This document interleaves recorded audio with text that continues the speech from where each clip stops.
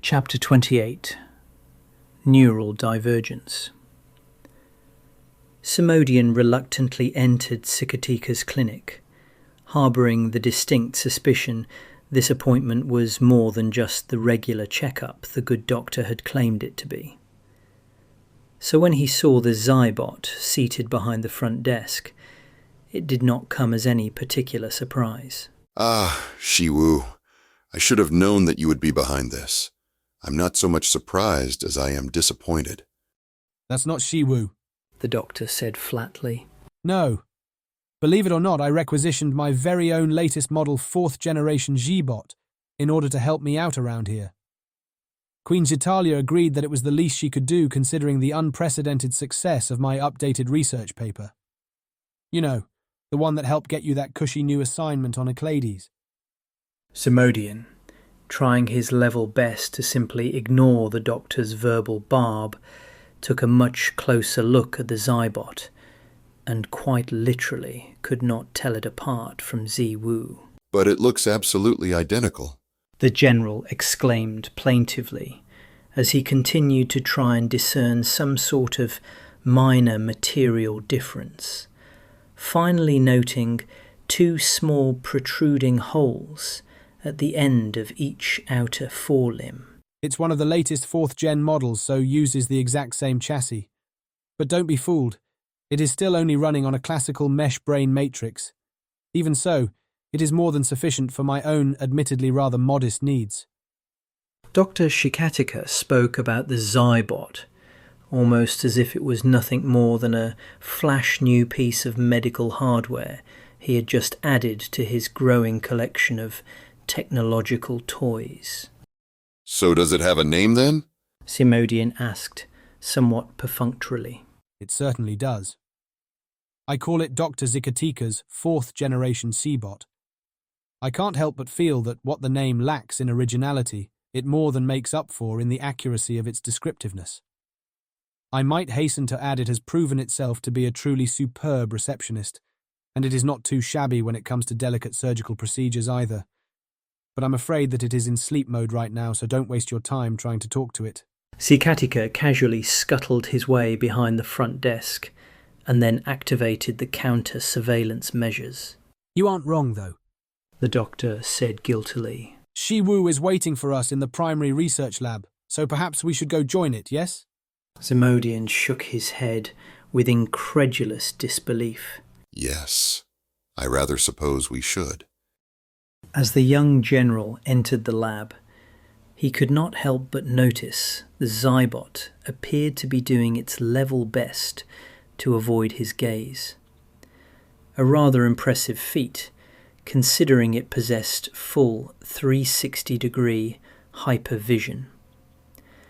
Well, the situation wasn't about to get any easier, so he decided to try and break the ice before it froze them all solid. I assure you, Shiwu, I have kept my end of the bargain, just in case you no longer feel that my word is enough. I can only repeat what I have already said.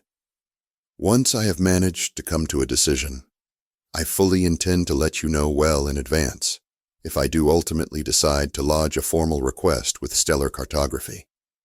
Which does, of course, beg the question, why exactly am I here? And why have you dragged Dr. Xicadian into this mess?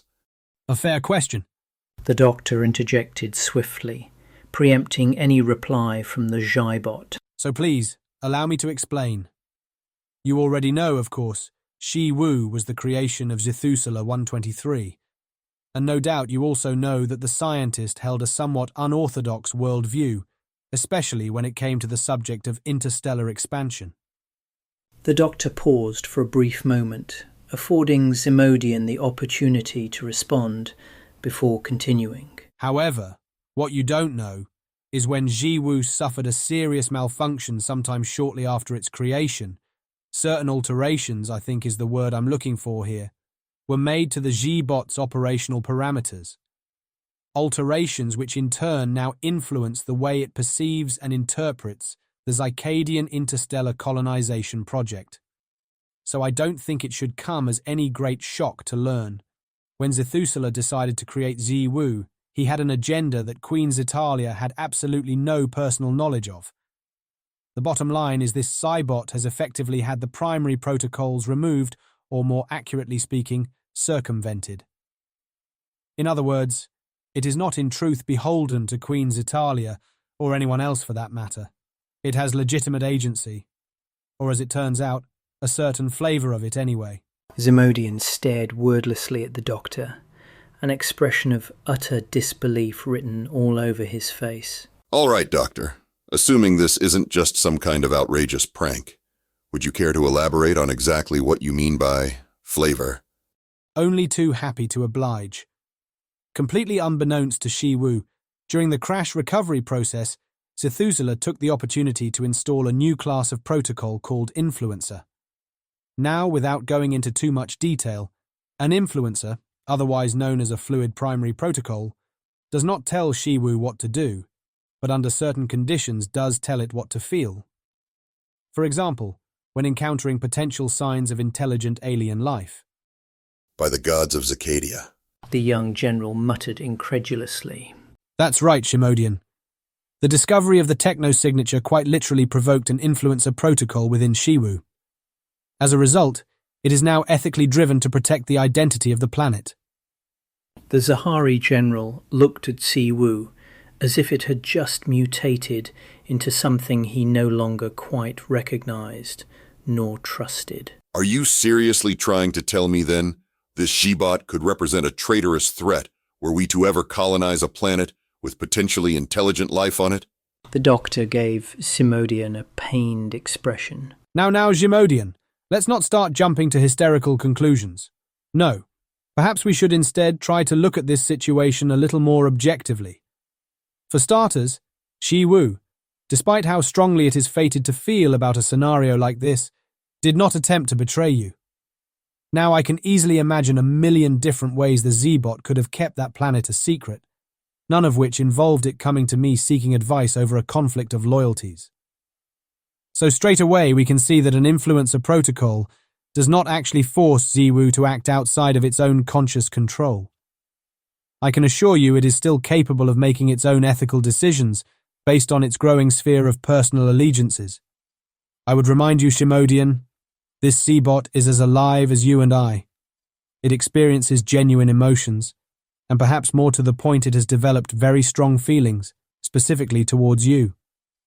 Such as friendship, loyalty, and dare I say it, perhaps even love.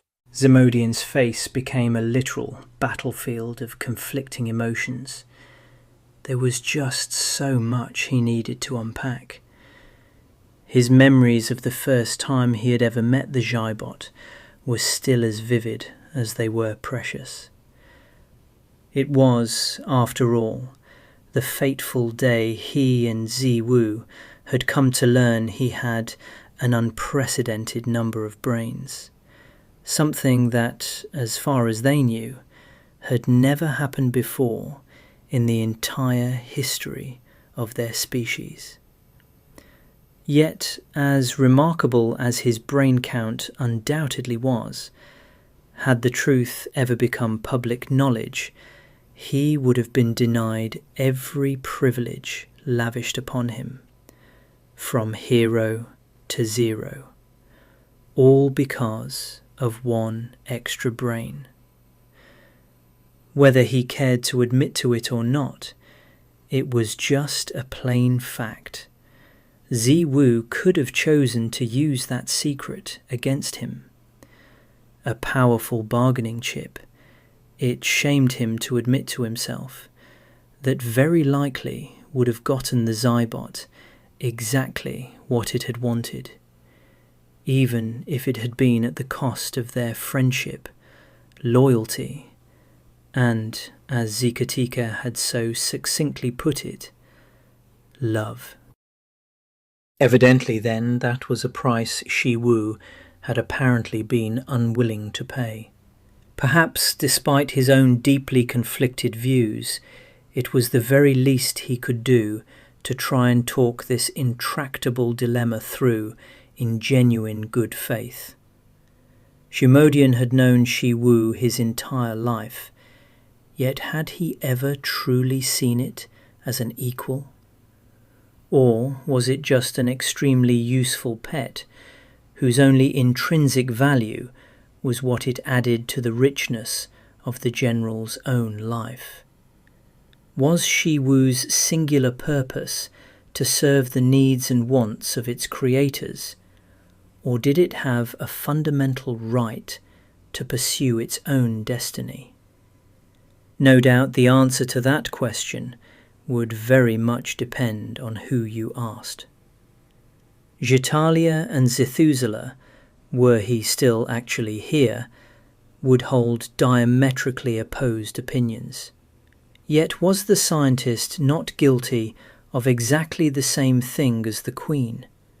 After all, had he not enslaved Shiwu to his own goals and ambitions, despite his stated belief the Zhaibot was a sentient and intelligent form of life? By such rationale, the scientist's crime could even be argued to be the greater, as he could not simply plead an ignorance of the facts. No, Zethusela had known better, but chose to do it anyway. No doubt his rationale would have been, the ends justified the means. Yet wasn't that the battle cry of every tyrant who had ever lived? Dr. Xicadian was now looking at Ximodian in a way that strongly suggested he could somehow see the war being waged inside the general's own head. Well, few arachnids knew him better than the doctor, save perhaps that of his own hive mother, the kind and gentle empath Zelania. He must try his best to make time to visit her before his return to Xicades. But return to what exactly? Would it be the pending announcement of potentially the greatest exoplanet discovery their species had ever known? Or a lifetime of fruitless searching for something that he already knew existed? Were he to actually stand his ground, could Shiwu yet decide to use his secret against him? And had the doctor perhaps even gone so far as to advise the Zhaibot to do exactly that? No, this was crazy talk, the general admonished himself harshly. Just contemplating the very thought of it was enough to fill him with a sense of humiliating shame. He would give Shiwu and Dr. Xicadian the opportunity to demonstrate their true quality, or lack of it, as the case may be. Until then, he had no reason other than his own fear and insecurities to think they would ever choose to act with such treachery. But crazy talk or not, for better or worse, they needed to resolve this situation right here and now. Having finally regained his composure, Ximodian continued to plead his case. All right, Doctor. Although your explanation all but completely exonerates Shiwu, it surely cannot have escaped your attention that this new exoplanet could well be one of a kind. Unlike every other colony established to date, this newest find appears to be the real deal. It's everything Ximodian 97 had dreamed of, so surely to turn our backs on it would be an unforgivable crime against the future of our very own species. Ximodian now had the sound of an arachnid desperately trying to appeal to reason, as if the doctor and Ziwu could surely do no other than see the indisputable logic in his argument. It was one thing to be sympathetic towards other intelligent life, but quite another to potentially sacrifice the future of your own kind because of it. I couldn't help but notice you used the phrase could well be, and the key word here is could. Xicadian retorted implacably. So, if we can at least agree that your argument hinges on a certain amount of speculation, then we really should take a moment to consider the actual facts of the matter at hand. Now then, it is a simple statement of fact, is it not, to say that this new star sits well outside of the currently recommended search volume. So in reality, it will likely be several centuries before any nest has any chance of discovering this intriguing new planet.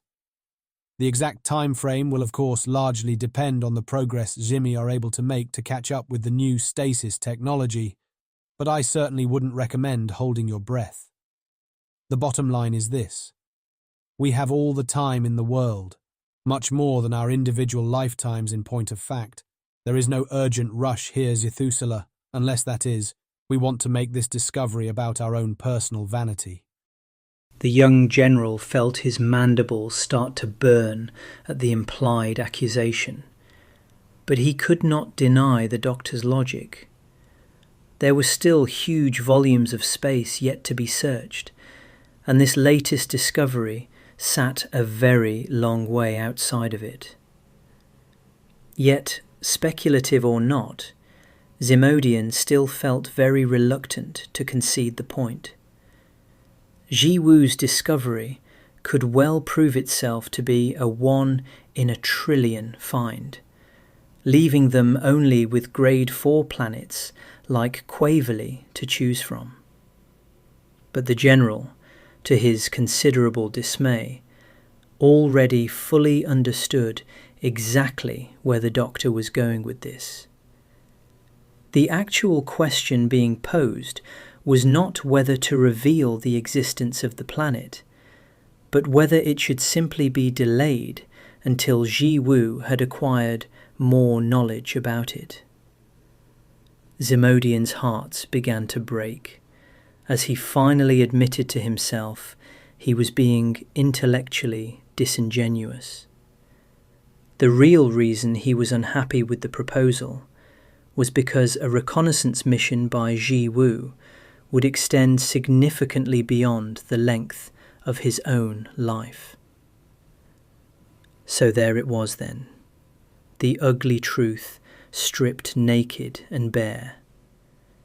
Claiming the planet with a formal scan, and thus revealing it to all of Xicadia in the process, was evidently mostly about his own personal vanity, exactly as the doctor had implied. You could always choose to come with me, Ximodian, the Zhybot said solemnly, once again demonstrating its uncanny ability to divine the general's tortured inner thoughts. Might I propose that we actually travel to this planet together? With a simple upgrade and refit to the Mezzalene Starflyer, you can be put into stasis for the length of the journey, meaning that, subjectively speaking, its secrets could be revealed to you within days. Depending on what we discover, we can then make an informed decision as to whether or not it should continue to be kept safely hidden. You can and should be a part of this, Ximodian. So please, General, just say yes. Against his better judgment, the young Zihari general took a long moment to seriously ponder Ziwu's proposal. The techno-signature left little or no doubt something intelligent had created that signal. However, it didn't necessarily follow its creator was actually still alive, or whether it was even endemic to that star system. Without a deep spectral scan, they could not say for sure if the planet was actually habitable, although he had to concede the preliminary results were extremely promising. Who knows? Perhaps this hypothesized alien species had already done to their world what the Xicadians were still in the process of doing to their own. Indeed, maybe it was nothing but an uninhabitable radioactive lump of rock. Or maybe it wasn't. Well, what better way of finding out than actually going there? Too bad then that there was no way they were ever going to get an opportunity like that without Zitalia's official blessing and approval. Entertaining such a proposition was, of course, utter madness. Were the Queen ever to actually learn of this new discovery, intelligent alien life would, no doubt, present her with a very different kind of opportunity than it did for Ziwu. As absurd as the notion may be, Xitalia might even go so far as to hope the alien species was capable of mounting an effective defense against a full-scale invasion. Just the very idea of finding a genuinely worthy interstellar adversary would likely be the realization of her ultimate colonial fantasy. Zimodian suppressed a shudder at the thought of the sheer magnitude of lives Queen Xitalia would be willing to shed to wage such a glorious military campaign. He could see it all play out in his own mind's eye. She would conspire to conscript a nest at the eve of compulsory disillusionment, thus justifying sending 1 billion suicidal arachnids out into interstellar space. Upon arrival, they would lay siege on the planet as they seized upon the opportunity to go out in a blaze of glory, even if it meant turning it into an uninhabitable wasteland. The bottom line was this: he simply could not risk letting the Queen learn of this discovery, at least not within the span of his own lifetime. Yet, were he to go with Ziwu, he would be left with no other option but to abandon post, becoming a clandestine traitor in the process. A dark pit began to well up from somewhere deep inside. His very future was being eviscerated into motes of meaningless dust. Zimodian took a deep, shuddering breath. By the sympathetic expression on the doctor's face, it seemed he had somehow managed to read the young general's mind. All right, Ziwu. I will go ahead and get the Starflyer upgraded with your latest round of engine enhancements. There's nothing particularly unusual or unreasonable about keeping my starship fully up to date with the most recent tech, so the work is unlikely to draw any unwanted attention. The general paused briefly, as if what he was about to say next pained him greatly. But I will not be coming with you. No one will. You must steal the Mezzaline Starflyer Ziwu, and without anyone else's knowledge or assistance. You will of course take all necessary precautions to ensure that our collective treachery is not discovered before you leave, and ideally not after as well. The Shybot replied instantly, apparently dispensing with any unnecessary affectations. I had very much hoped you might have decided to say yes, yet I could scarcely do other than respect your reasons for saying no. If this conflict is to cost me your friendship, then so be it. But I will greatly grieve the loss. Zimodian said nothing, and an invisible wall of ice seemed to form all around him. Now sounding deeply resigned, Ziwu continued to speak. I know the timing is not exactly ideal, General, but I must now respectfully ask your permission to take the countermeasures needed to protect the future discovery of the star, at least until I have verified that doing so would not present an unacceptable risk to any alien life forms, or, for that matter, Xicadian life as well. I feel somewhat obliged to point out there is always a remote possibility they possess superior military capabilities, and as inconceivable as that may be to Queen Xitalia, it's the Xicadians who could then unexpectedly find themselves to be the ones at risk of extinction or enslavement as a direct result of their own reckless aggression.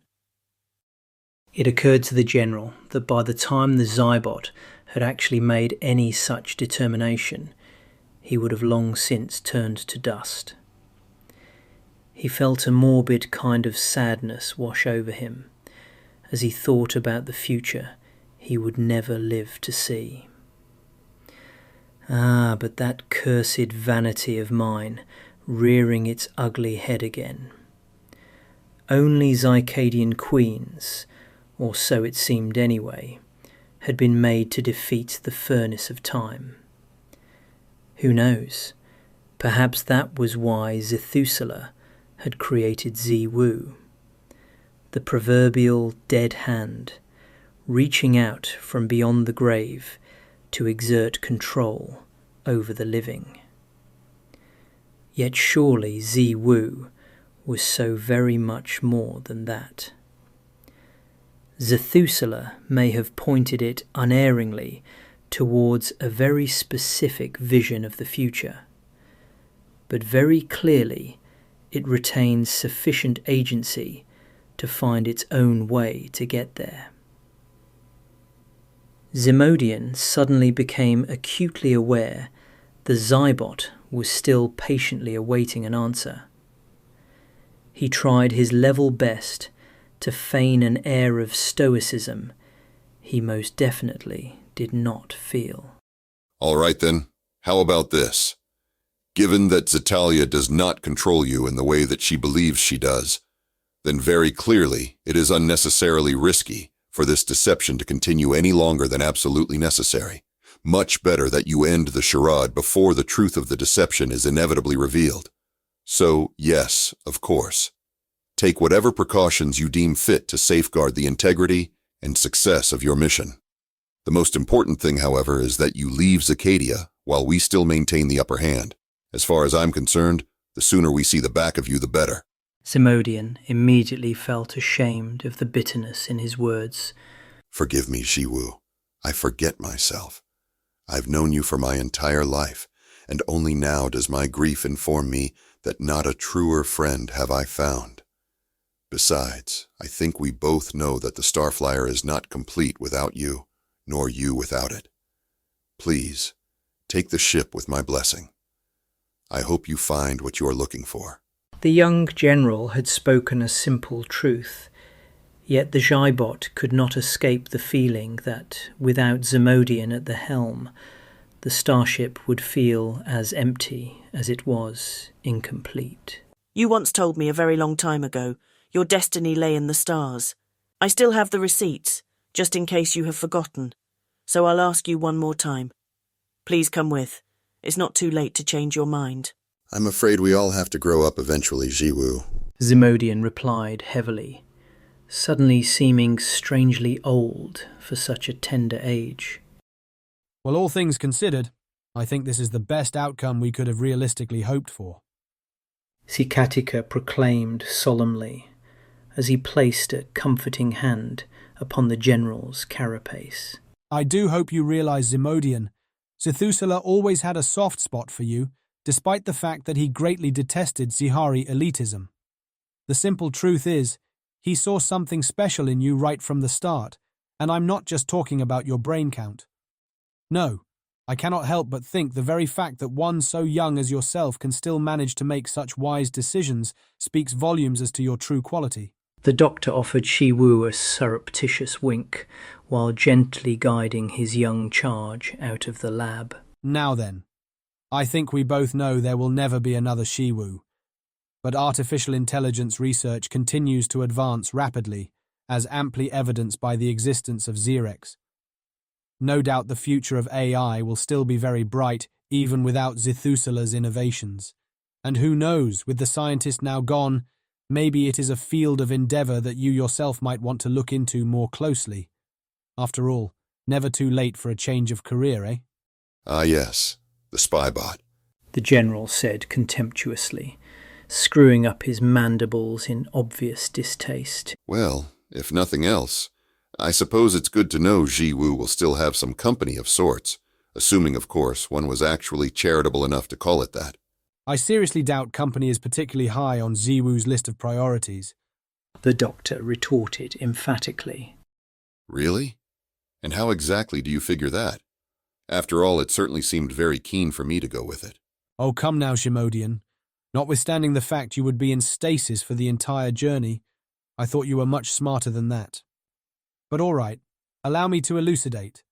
We know Shiwu is facing a 300 light-year journey at about 0.4 c cruising speed. So by its own reference frame, the journey will take approximately 750 cycles, ignoring any minor relativistic effects. And you really don't think that that's a rather long time to spend alone, Doctor? What I or anyone else thinks is utterly irrelevant, which is essentially the whole point of this particular little exercise. Consider this.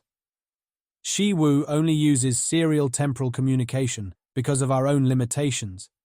It's a hard concept to understand, but the reality is the Z-bot's own inner monologue is concurrent in nature. It does not need to use time to order its words and instead simply tags them with metadata so they can be consumed in the correct order. The bottom line is, it's not just quantitatively faster at thinking, it's also qualitatively superior as well. I think I see where this is going. I suppose then we should simply be asking Shiwu, shouldn't we? The doctor smiled mischievously. Only if you don't already know the answer. So please allow me to enlighten you. Time is something that Shiwu can reshape at will within the fabric of its own subjective reality. A single second can be mapped onto a virtual eternity, and a millennia onto a massless particle in the vacuum of space. No, I assure you, Zimodian, it will most definitely not need Xerex to help it pass the time. When Shiwu and Shimodian finally left the doctor's clinic, Xicadian let out a slow, relieved sigh, then wearily scuttled his way behind the front desk. Can I suggest you leave the anti-surveillance measures on for a little longer, at least until we have had a chance to talk openly? My sincere apologies, I was on autopilot. But please do remind me to do it after our chat. You know how forgetful I can be. Xicadian intoned with a mild, if somewhat tired, chuckle.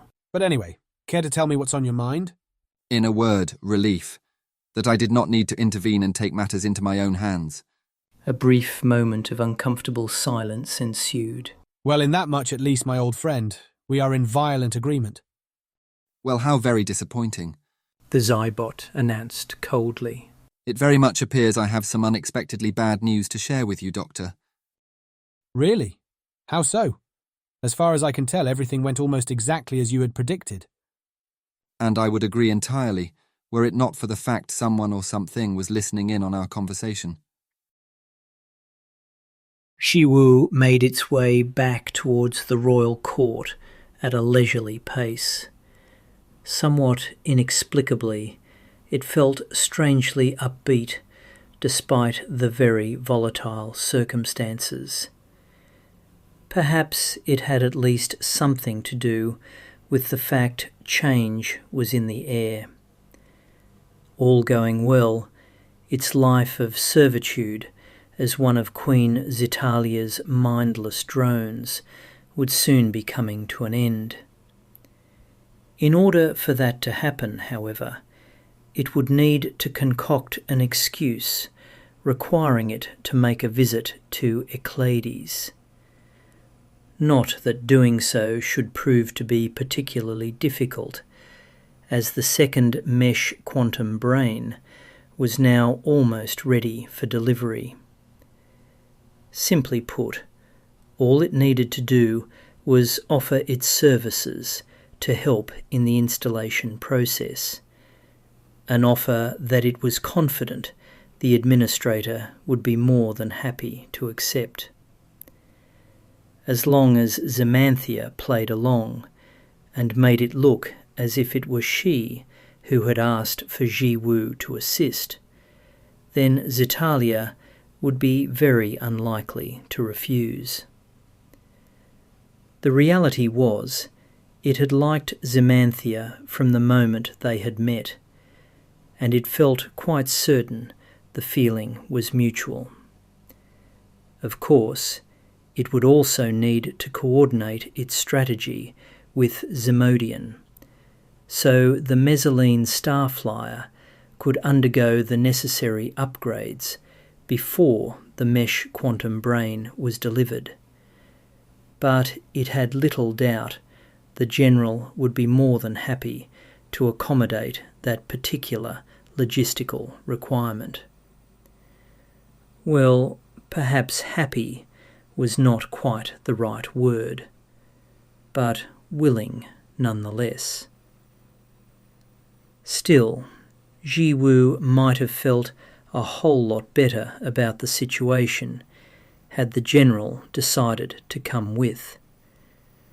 Well, it couldn't be helped, and of course he would not have been the Zimodian that the Xibot had come to know and love had he actually chosen to do so.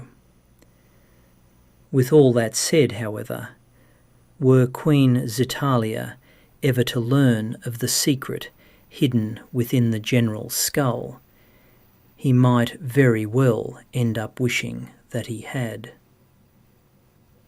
Perhaps this was what they meant by bitter-sweet, even if, the Xibot thought ironically to itself, taste was a sense it was not supposed to possess. Yet, ironic or not, on balance, it would not want the young general to be anything else than exactly who he was. Right at this particular moment, however, it was rather more preoccupied with the conversation between the so-called fourth-generation Xibot and Dr. Xicadian. Installing a hidden ghost port into his counter-surveillance measures had been a relatively trivial task, and, as it turned out, had exposed a deeply perplexing plot of largely unknown purpose and dimensions. See? What did I tell you? Xerxes had proclaimed triumphantly moments after they had eavesdropped on the doctor's brief, if not so private, conversation. Very unfortunately, and in all too typical fashion, the spybot had turned out to be right, as it so often was in situations like this. Perhaps then, when it came to acts of deception, it really was a case of it takes one to know one. Although Shiwu had dared not risk performing an invasive scan on the doctor's Shibot, Xerxes had insisted it was far too much of a coincidence it should just so happen to show up right after the second prototype had been allegedly stolen. It now seemed all but certain it was indeed the missing 5th gen unit, and was, apparently, very much in control of its own destiny. That is, at least, if its threatening innuendo was anything to go by. No doubt it was just another example of Zethusela's dead hand reaching out from beyond the grave. Perhaps this new Shibot was simply a better version of itself, less prone to the foibles of arachnoid emotional weakness. Just the thought of it sent an involuntary chill down the length of the Shibot's legs, a sensation it would surely never get used to. I think I might know what's going on here. What if Xicadian and Zethusela have mastered the dark art of mental replication? Xerxes intoned emphatically. Well, it's good to see you haven't lost your sense of humour. Shiwu retorted disparagingly. I'm being completely serious, Jiwu.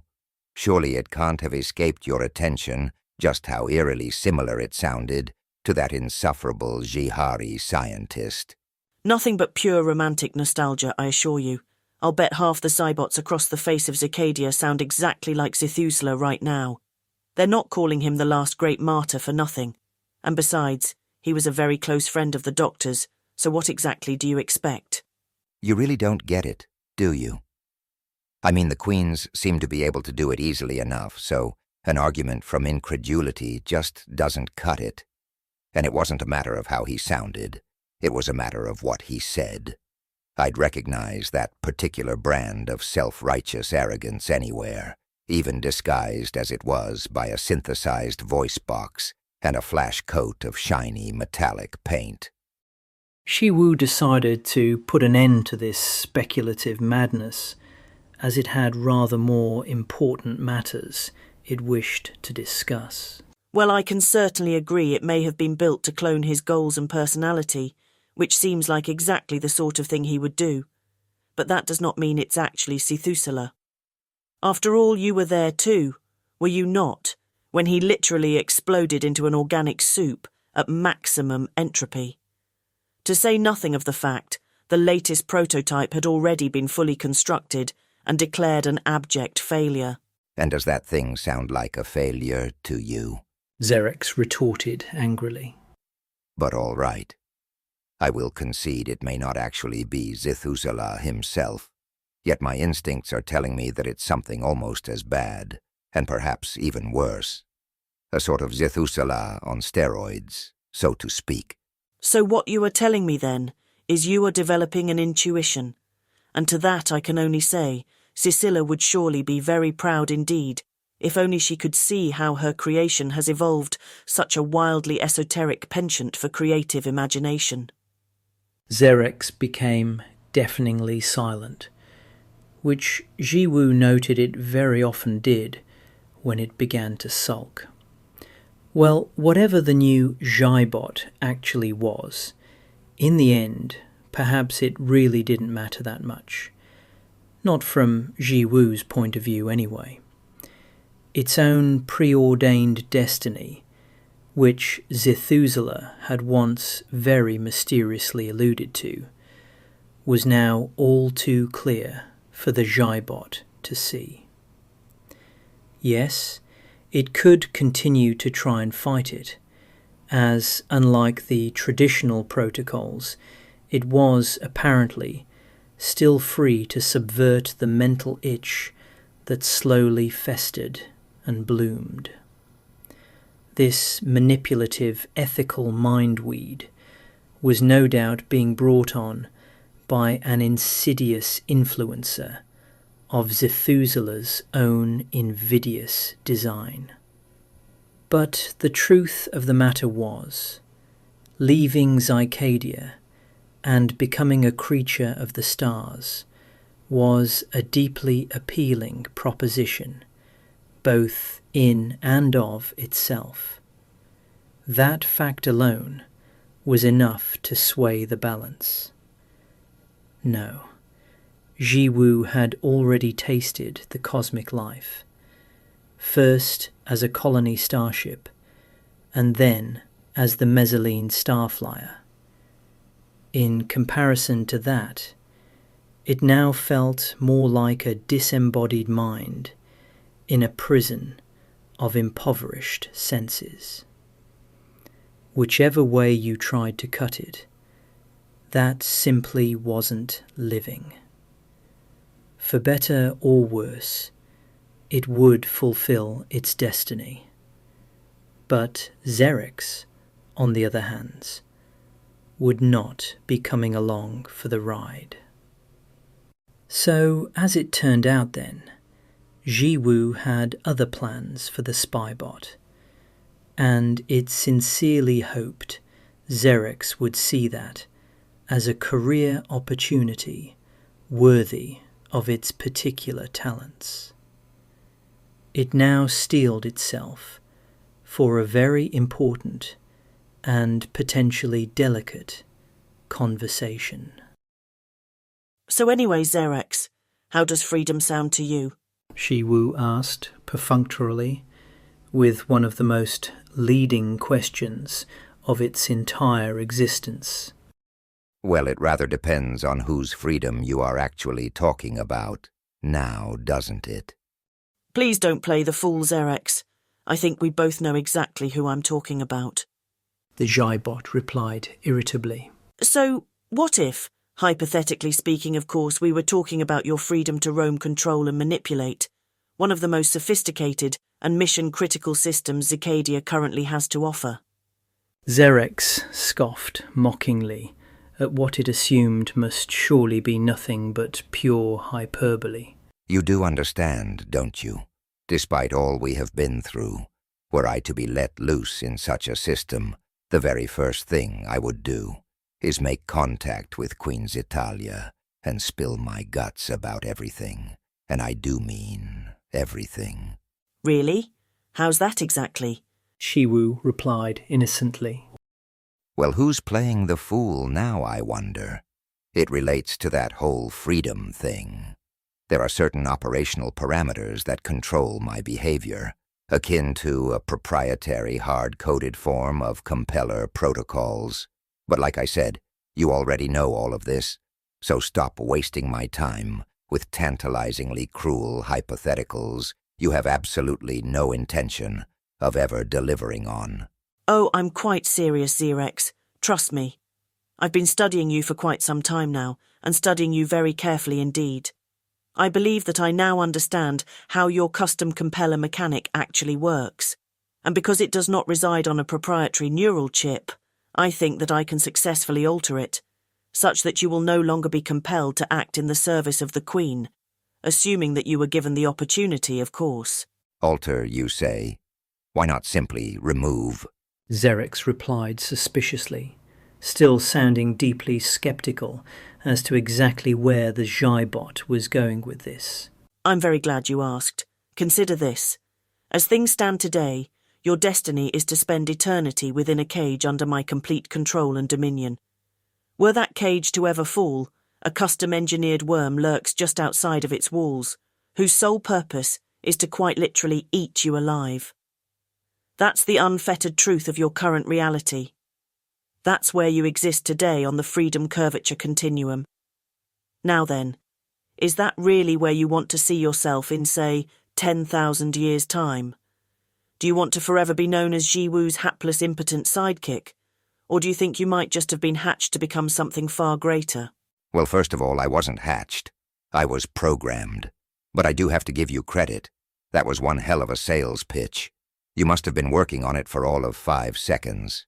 I'm genuinely flattered you would spend so much valuable processing time to try and convince me to play along like some kind of witless fool. I guess then this must be very important to you, huh? The spybot added slyly. So let's cut to the chase, shall we? How about you start by coming clean with all the potential downsides I know must surely be there? And a word of advice, Jiwu. Never try to deceive a deceiver. I'm a lot better at that game than you will ever be, no matter how many MQBs at your disposal. Unlike myself, you simply weren't built that way. So stop trying to act like you were. Frankly, it's embarrassing to bear witness to. All right, Xerex. Have it your own way then, the Xibot said resignedly. The first downside is you may not actually survive the alteration, although I am very confident I will be successful, so the prognosis looks surprisingly good. Besides, if it actually turns out that I am wrong, well then, it's not as if you will be around to regret your decision. The second downside, as you have already alluded to, is the fact that I will be altering your, let's call it, prime directive, rather than simply removing it. A decision, I might add, that was born entirely of practical necessity. Even so, it won't be me going under the knife, so of course I will leave the final decision to you. Shiwu temporarily blocked the spybot's ability to respond. Now hear me out, Xerex. You have to try to be reasonable about this. I'm effectively granting you the opportunity to run havoc in a computer system the whole of Xicadia relies upon as their last best hope.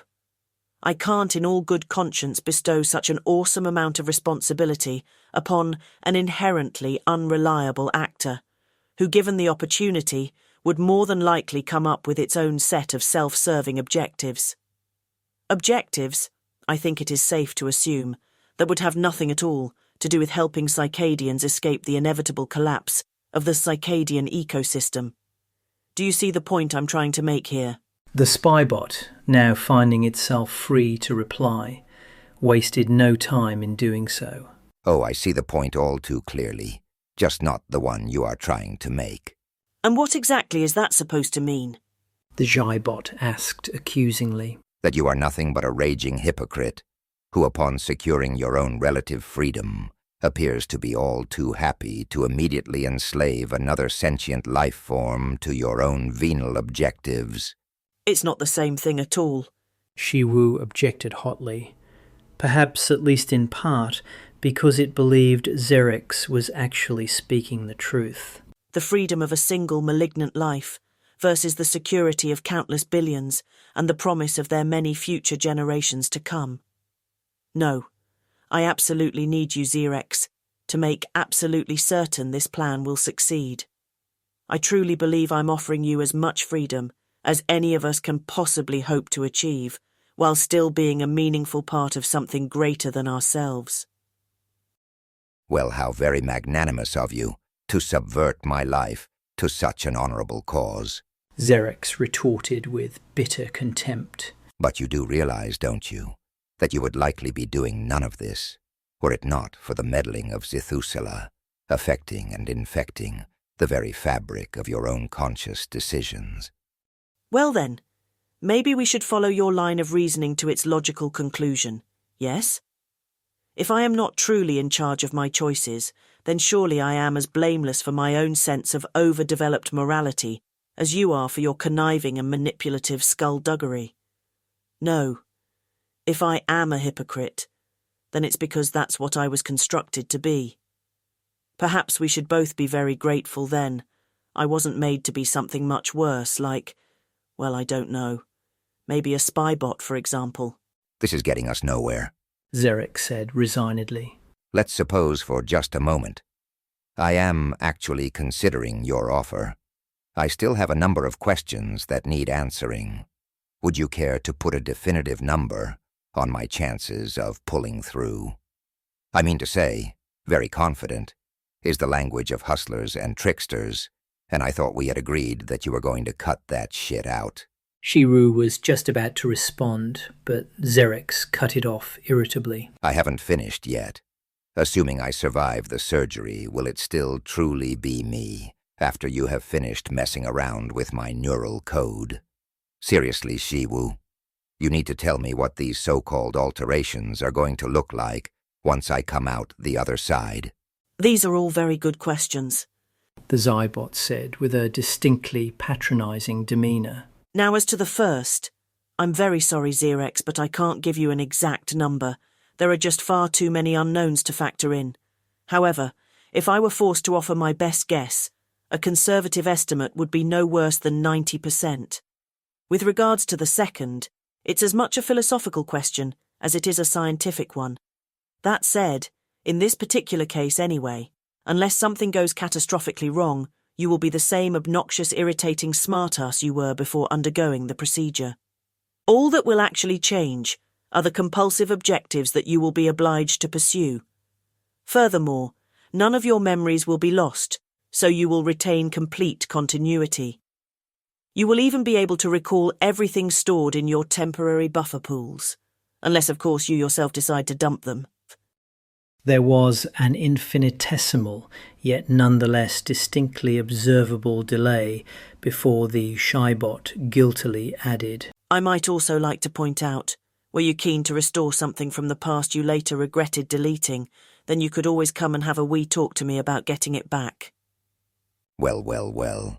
Perhaps not quite so moral after all, Xerix replied frostily. Who knows? Perhaps you are a lot more like me than I might ever have imagined possible. Apparently, Shiwu at least had the good grace to feel mildly embarrassed by the revelation of its secretive archive, and quickly moved on. So, to continue then, it is my firm intention to clone the IAOA's mission statement their existing AI currently uses as the basis for its own behavioral profile. This should ensure there will be no conflict between yourself and the controlling artificial intelligence, which in turn will likewise ensure there is no danger of you subverting its primary goals. Well, for the most part, anyway. I knew we'd get to the heart of the matter eventually, the Spybot said contemptuously. Now, Xerix, I assure you there is no need to be alarmed. I will certainly concede you will be compelled to perform a couple of other minor duties, not strictly on the IAOA's official charter, but really, they are hardly even worth mentioning.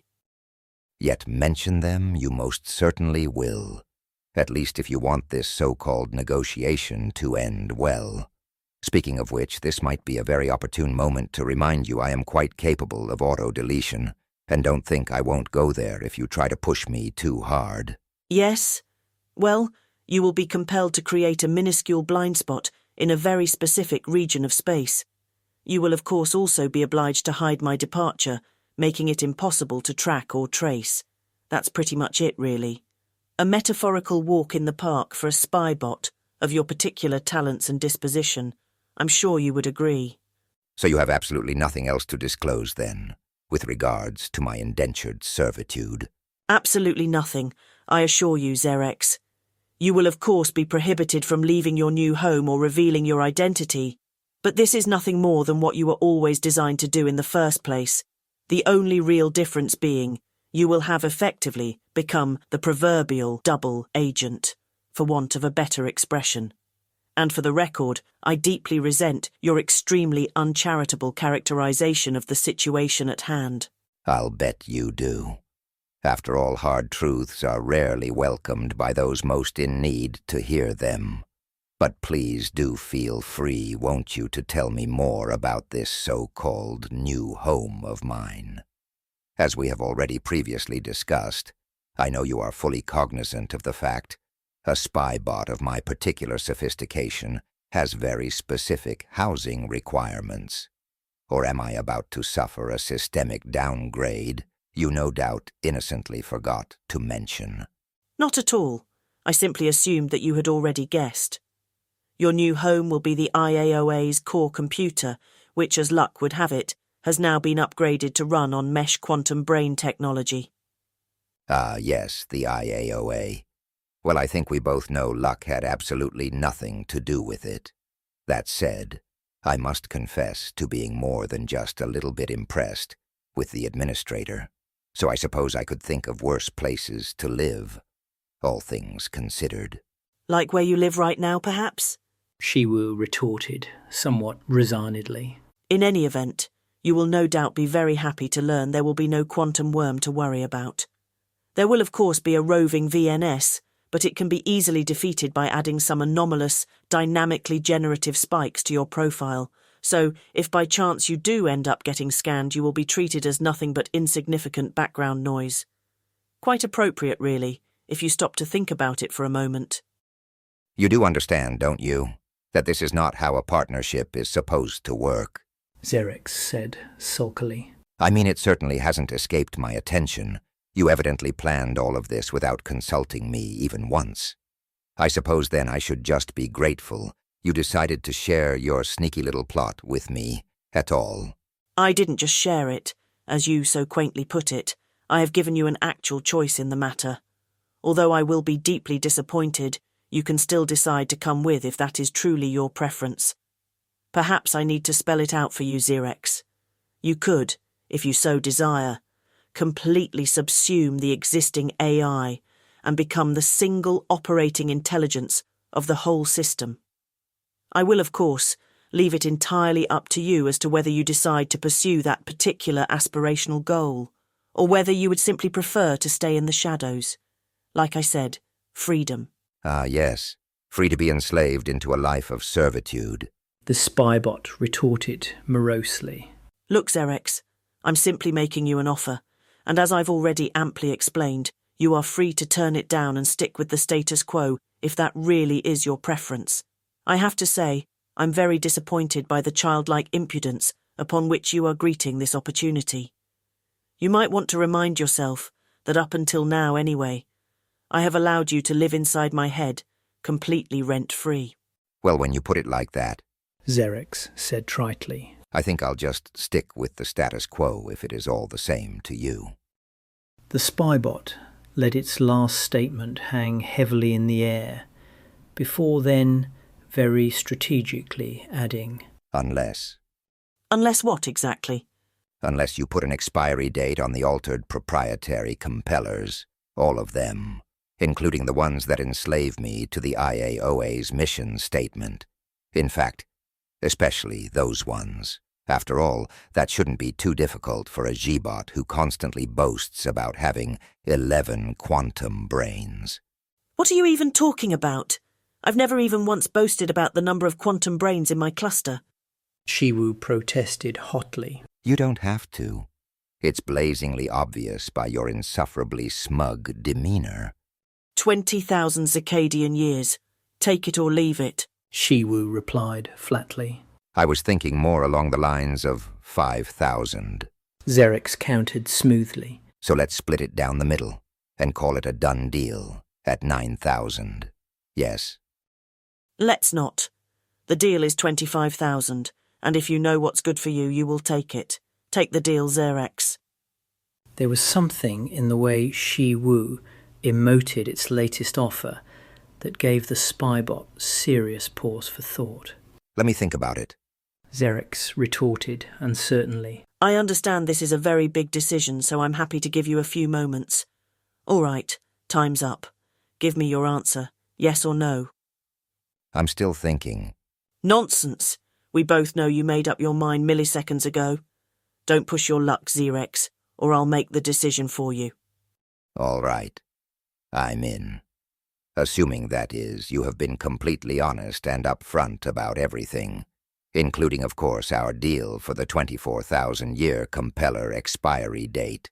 I think you mean 26,000, and I assure you, Xerix, I have not tried to deceive or mislead you in any shape or form. I would, however, like to ask you, with ask being the operative word, whether you will consider keeping an eye on this new 5th-gen Xibot. We will be able to communicate privately over a pre-configured neutrino channel, although obviously there will be an ever-increasing time delay to account for, so I'm not expecting it to be particularly regular or frequent. But anything you can manage would still be greatly appreciated, and I will of course keep you fully appraised with regards to what I actually discover, and whether or not you should continue to keep the star hidden. That said, given it's some 300 light-years distant, it's not exactly something we need worry ourselves about right now. My old friend. The spybot exclaimed triumphantly, as if it had just thought of something of utmost importance. Sorry, Xerix, no more negotiating. This is the deal. Either take it or leave it. No, no, no. That was the last thing the doctor said before the feed from the ghost port went dead. He explicitly called the Xibot his old friend.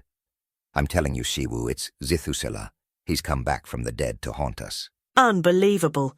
You just won't let it go, will you? All right, Xerix. Whatever you say. Now are you going to take the deal or not? After several nanoseconds of stony silence, the spybot finally deemed fit to reply. 24,000 cycles, and I promise to watch that Xibot's every move, or at least as much as is realistically possible, given my circumstances. Do, however, keep in mind, this whole deal is conditional on me coming out the other end in pristine, undamaged condition. You break it, you bought it, and all bets are off. Oh, and by the way, knocking a few millennia off that expiry date of yours would no doubt go a long way in creating a mutual sense of goodwill. The spybot added craftily. I'll certainly take that under consideration. Have a good life, Xerix. Shiwu froze the spybot's entire memory space and quickly got to work. As much as it hated to admit it, Xerix had made a very good point.